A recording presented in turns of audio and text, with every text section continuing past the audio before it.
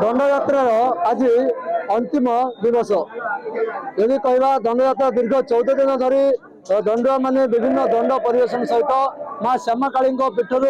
जहाँ दंड रही दंड को भोग कर आज मेरु यात्रा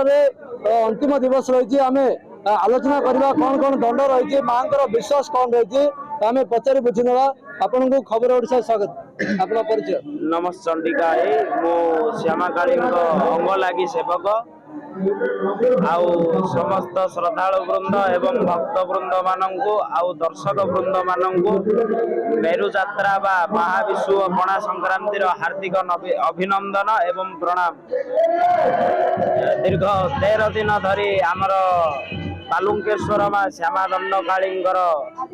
दंड यात्रा चलता तार आज उद्यापन दिवस आउ मांकर आज एबे तो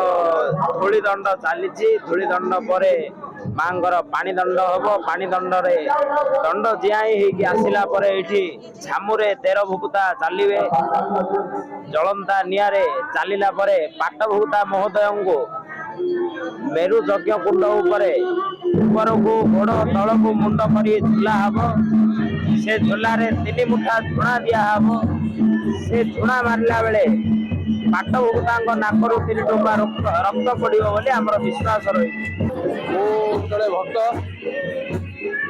13 दिन जमी दंड यात्रा हुए दंड यात्रा है आखि मेरु चढ़ा हुए सेमती झामु यात्रा कहुए आज माँ को सेवा करने आमको सुजोग मिली से आम बहुत भाग्यवान मन करुँ निजक से सेवा करने सुजोग मिलवाटा बड़ कथा एवं भक्त मैंने जो खरारे चैत्र मासर खरारे आसिक ये देखुं दंड यात्रा खरारे ठिया अति भक्तिपूर्ण देखा जाउची। तो मोर प्रथमे